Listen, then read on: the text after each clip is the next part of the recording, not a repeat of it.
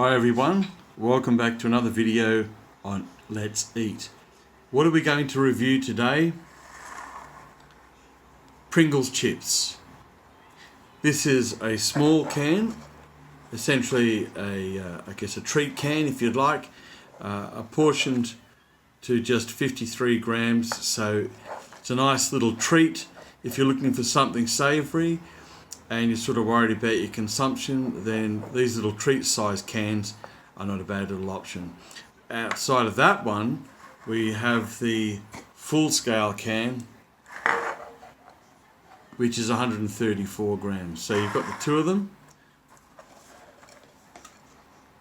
The little tacker, 53 grams, and the large one at 134 grams. Cost wise, the large can retails for $5.50. The small can retails for $2.70. So for value, the large can is obviously a lot better, but the larger the can, the more you're going to eat. So it really is about what's best for you.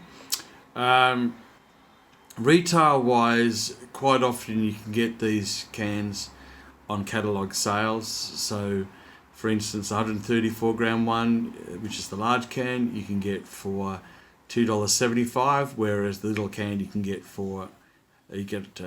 at a price of $1.35 at the shops. That's obviously the 50% off, but sometimes you can get it for 40 and 30% off.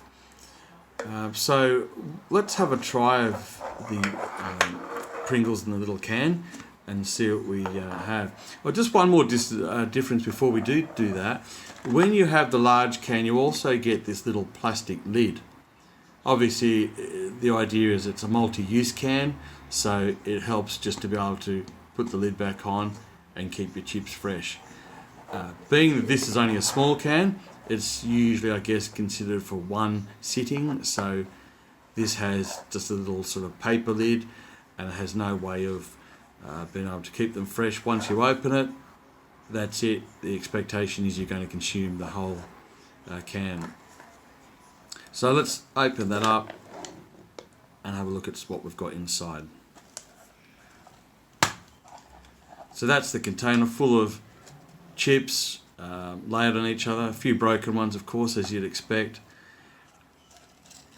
We'll take a couple out, or at least two.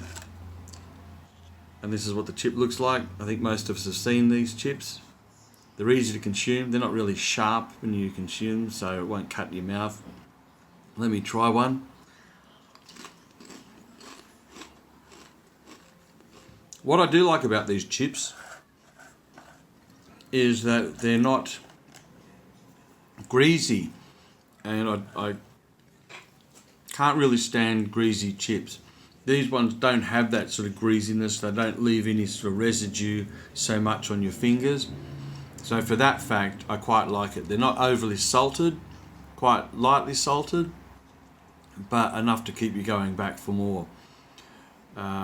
One thing that I suggest though is if you do want to use these little treat sized cans and you find that it's even more than enough for one sitting, what you can do is, if you bought or purchased a large can at the shops, keep the lid. Then quite simply you now have it available for the small can.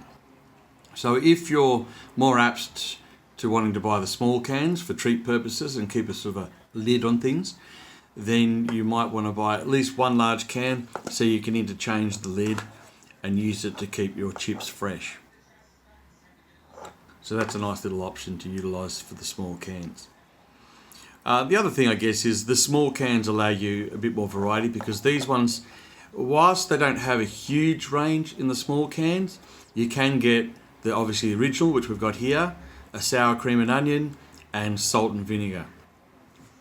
And if you buy the large cans and you want to apportion it to save a little bit of money, then that's another additional option you can have as well. You could save even more over the half price value if you have a little can like this available, and you can keep refilling it from the larger can. And also there's a huge range of varieties in the larger can compared to the small can. What do I rate it? For a chip, value, At half price, I'm going to give it a 5. At full price, I'll probably give it a 3. But because we got this at half price, it's definitely 5. Flavour and taste, I'm giving it about a 4 out of 5, probably even a 4.5 out of 5.